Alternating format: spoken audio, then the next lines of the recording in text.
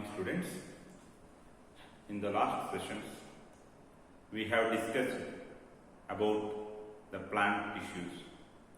The plant tissues are two types: dividing tissues and non-dividing tissues, which are also called meristematic tissues and permanent tissues. In the case of animals, there is no such demarcation like dividing and non-dividing. But there are four types of tissues in animals. And how these four types have come? Based on what this classification of tissues into four types has been made? It is based on the function. There is no tissue like dividing and non-dividing in animals, but based on the function of the tissues, there are four types of tissues. What are they? Epithelial tissues, connective tissues, muscular tissues, and nervous tissues. The four types of animal tissues are epithelial tissues, connective tissues, muscular tissues, and nervous tissues. Okay.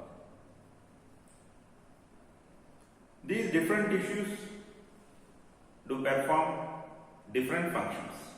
For example, if you take muscular tissue, it is meant for movement. Nervous tissue is not meant for movement. It is meant for communication. Communication of what? Messages. Communication of messages between central nervous system and all other parts.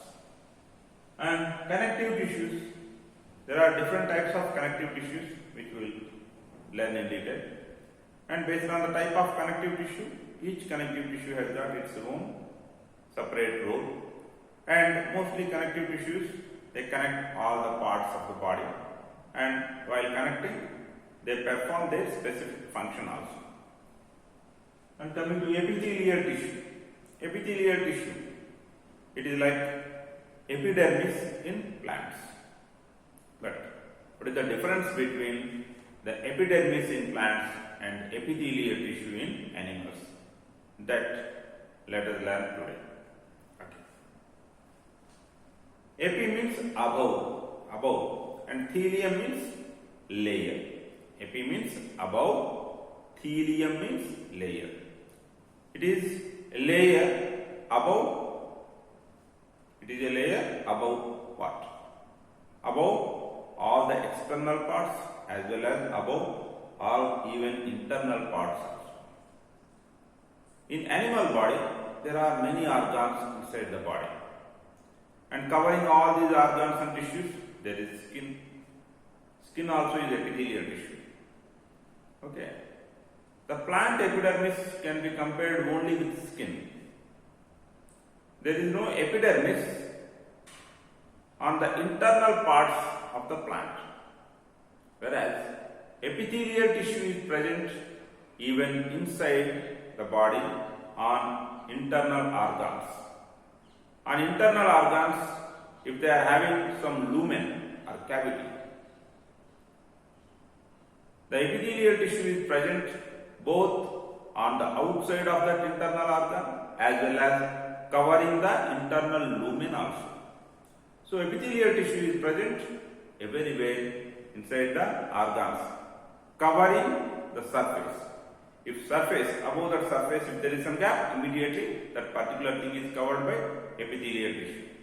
Lumen, inside the lumen there is a gap. So that wall of the internal lumen is covered by epithelial tissue. Such that epi means above, thelium means layer, like how a layer covers something from above a part. From above a part, epithelial tissue covers the organ. Epithelial tissue covers the organs. And there are certain similarities between epithelial tissues and epidermis of the plants. What are those similarities? As epidermis is a covering tissue of the plants, it was offering what? Protection to the plant from all the pressures. In the same way, epithelial tissue in the animals also, it offers the protection to the parts which it is covering. And epithelial tissue, it forms a barrier and separates the organs from one to each other. In a complex multicellular animal, if the structural organization is of organ level or organ system level, then all these organs which are present inside the body have to be clearly separated from one to each other. Epithelial tissue plays that role. It forms a barrier so that all the different body systems or body parts or body organs, they are kept completely separated from one to each other, so that their functions will not be disturbed from one to each other. Example for epithelial tissue: skin. Okay, of course, we are watching from above all our bodies, all animal bodies, skin is present. Lining of the mouth. If you open your mouth, inside your mouth, okay, tissues are not directly openly present. They are completely covered with one layer. So, lining of mouth. Blood vessels. Inside the blood vessel there is a lumen. I already told you. If lumen is present in any organ, covering that lumen, there is a wall. That wall is again covered by epithelial tissue. Lung alveoli, balloon-like bags are present in lungs, which are meant for gaseous exchange. They are called alveoli, lung alveoli. Okay. So inside that alveoli and outside that alveoli also covering, there is an epithelial tissue. Kidney tubules. Inside the kidney, the functional units are called nephrons. Each nephron is having many tubules like Bowman's capsule, proximal convoluted tubule, distal convoluted tubule, loop of Henle, like several tubules are present. Tubule means it is smallest thing than a tube, so only it is called tubule. Okay, so even the tubules also are having the epithelial tissue covering the lining. Lining means internal lining and outside lining. Right? These are various epithelial tissues. Like how in epidermis the cells are tightly packed, even in epithelial tissues also the cells are tightly packed. Why? They are offering protection from various pressures. If they are loosely packed, they cannot. A loose packing cannot provide any protection. Okay, so that the cells of the epithelial tissue are tightly packed, and as they are tightly packed, they form a continuous sheet, same like epidermis in plants. Small cementing substance between them means the epithelial tissue is formed of various cells. Between each cell to other cell, there is a cementing substance, like between each brick and other brick in a wall, there is a cement, so that they are connected compactly. In the same manner, between one cell to the other cell of epithelial tissue also, there is some little cementing substance is present, and no intercellular spaces. This is the same thing like epidermis in plants. In epidermis of the plants, intercellular spaces are absent, so only the cells are tightly packed. Here also there are no intercellular spaces. Okay. Into the animal body, to out of the animal body. Anything that enters into the animal body or anything that leaves from the animal body must have to cross at least one epithelial tissue. Must have to cross at least one epithelial tissue. That means if the substance has to cross at least one epithelial tissue, what property should be present by the cells of the epithelial tissue? Permeability. Then only the cells will permit the substance to pass through it. Right? So the permeability of the cells, it plays the role in regulating the exchange of materials. Which material has to pass through it which material should not pass through it. That regulation is based on what? The ability to permit the materials, that is permeability. The permeability of the cells of the epithelial tissue plays the role in regulating the exchange of materials between the body of the animal and the environment.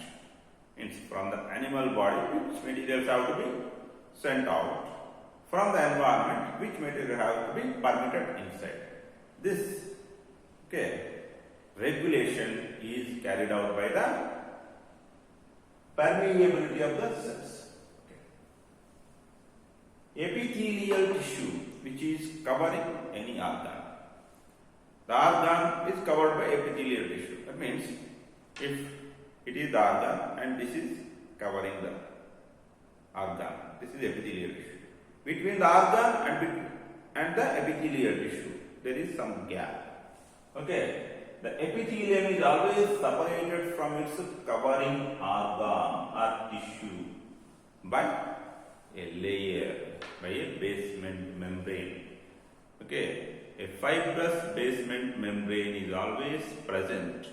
A fibrous basement membrane is always present between the epithelial tissue layer and the organ which is covered by that epithelial tissue, right? Okay. Now, how many types of epithelial tissues are there? There are 4 types of animal tissues that we have discussed, among which the epithelial tissue is the first one. And again, how many types of epithelial tissues are there? Epithelial tissues are basically of 3 types. They are of 3 types. Squamous epithelial tissue, columnar epithelial tissue, and cuboidal epithelial tissue. Squamous, columnar, and cuboidal. It is basically based on their shape. Based on their shape, this particular. And we already have learned in the first chapter, fundamental unit of life. Form, which refers to the shape and size of the cell, correlates with function. When shape is different, automatically the function also is different. So these 3 different types of epithelial tissue, though 3 of them are epithelial tissue only, but their function is different because their shapes are different, their forms are different. Okay. Coming to the squamous, first one. Squamous epithelial tissue. Squamous epithelial tissue, it contains the cells which are flat in shape. Squamous epithelial tissue contains the cells which are flat in shape. There are 2 types. Squamous epithelial tissue is of 2 types. Simple squamous epithelial tissue and stratified squamous epithelial tissue. Simple squamous epithelial tissue, it contains single layer of flat cells. Single layer of flat cells. So only it is called simple squamous epithelial tissue. Right. And where generally it is present? It is present, okay, where there is a delicate lining. It's like a lining of the mouth, esophagus. Esophagus means food pipe. Lining of your oral cavity and food pipe, like those areas. Okay, those areas are very soft type. Those areas generally they are not much exposed to hard type of things, hard substances. Only food will pass through it. So they form just a soft or delicate lining by this simple squamous epithelial tissue. And the cells of this simple squamous epithelial tissue are extremely thin and flat cells. Extremely thin and flat cells. Coming to stratified squamous epithelial tissue. Stratum refers layer. Strata refers layers. So stratified epithelial tissue refers the epithelial tissue which is made up of several layers of the cells. Several layers of the epithelial cells. Why several layers? By having many layers, it can offer more protection. Where more protection is needed? Where there is a chance of more wear and tear. So, the outer body which is exposed to the environment is having more chance of getting wear and tear, means damage.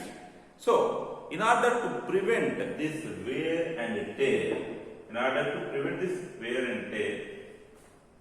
the stratified squamous epithelial tissue is present. So, we all know our skin is thicker than the lining of the oral cavity. So, if the same type of pressure is applied to your skin as well as your oral cavity will definitely get hurt, because it is having the lining which is simple squamous epithelial tissue, whereas your skin will not get hurt because it is stratified squamous epithelial tissue. Next, columnar epithelial tissue, like a column or like pillar. The cells are present here in epithelial tissue. Okay, so there the simple squamous epithelial tissue is to prevent the mechanical injury. Here, columnar epithelial tissue, it is not for preventing mechanical injuries or anything. It is meant for absorption and secretion. And the cells are generally pillar-like or column-like. So only the word columnar epithelium, the word is used. This columnar epithelial tissue, if it is facilitating the movement across the epithelial barrier, okay, if it is facilitating this columnar epithelial tissue, it facilitates the movement across the epithelial barrier. Means like the substances, especially like after the digestion, through the small intestine walls, many materials are absorbed. Their foldings are present to absorb the final digested end products. These foldings, which are also called villi, intestinal villi, have this columnar epithelial tissue. And why columnar epithelial tissue is present? Because it is facilitating the movement across that epithelial barrier. Movement of the substances, final digested end products can be easily allowed, right? Okay. So lining of the small intestine, especially the villi, intestinal villi.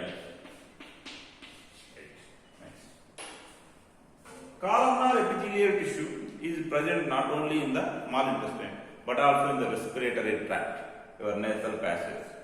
There, the columnar cells of the epithelial tissue have many small hair-like structures which are called cilia. So, this particular cilia having or cilia containing columnar epithelial tissue is called ciliated columnar epithelial tissue, which is what it is, ciliated columnar epithelial tissue.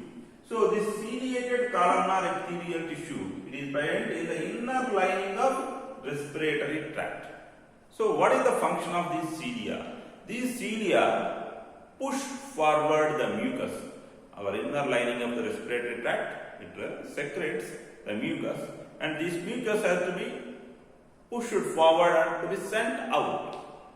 We throw a lot of snake from our nose. So, how this snake is coming out? Why it is not going inside? Why it is coming out? If it goes inside, what will happen? Your respiratory ending, that is the lungs, they are meant to allow only the air, not any liquid or solid. So, this mucus, why mucus is present? Mucus is present to trap the dust. After trapping the dust, this mucus that is released, it cannot be sent inside, it has to be sent outside. So that mucus has to be pushed forward towards outside by the cilia. So only the inner respiratory tract of the animals, it contains ciliated columnar epithelial tissue. Right. Next, cuboidal epithelial tissue. Cube-shaped cells, hexagonal shaped cells are present. Generally, cube-shaped, it offers more stability, more structural stability, so that it can provide more mechanical support. Than compared to solids, liquids flow faster. We all know it. So, where liquids are flowing in such areas, there is a greater chance of giving damage to the walls of that particular areas. So like the lining of kidney tubules where the water will move, and the ducts of salivary glands where the saliva will move, liquid will move. There is a lot of pressure onto the walls of the ducts of salivary glands. There is a lot of pressure onto the walls of the kidney tubules because liquid is flowing. So it needs more mechanical resistance or stability. So only that particular lining, the lining of the kidney tubules and the lining of the ducts of the salivary glands or some other glands, okay, right? The cuboidal epithelial tissue is present which offers mechanical support. Glandular epithelium. So everywhere for every type of epithelial tissue there is subtype like squamous, simple squamous, stratified squamous, columnar, simple columnar, ciliated columnar. Here cuboidal, normal cuboidal and glandular cuboidal epithelial tissue. Where this glandular cuboidal epithelial tissue is present? If in the glands like the pancreas and some other endocrine and exocrine glands, the epithelial tissue cells, they acquire additional property, additional specialization as gland cells to secrete various secretions, and generally they fold inward and form the gland-like structure. The epithelial tissue folds inward and form the gland-like structure. So the epithelial tissue which is present in certain glands, internal glands like pancreas and all, is called glandular epithelial tissue. This glandular epithelial tissue is basically of which type? It is of a cuboidal epithelial tissue type. So that there are totally three types of epithelial tissue. Squamous epithelial tissue which is meant to prevent wear and tear, and columnar epithelial tissue which is basically meant for absorption and secretion, and cuboidal epithelial tissue which is meant for to provide mechanical support, okay. And other roles, in the case of ciliated columnar epithelial tissue, it is by means of its cilia it will push forward the mucus out. And in the case of glandular epithelial tissue, the glandular epithelial tissue, it forms the gland, right, and causes the secretion of its respective secretions. If it is enzymes, if it is hormones are secreted by that particular gland, such that the epithelial tissues are present and helping out in various functions of the animal body, right. In the next session, we will discuss about the connective tissues, followed by muscular tissues and the nervous tissues. Thank you.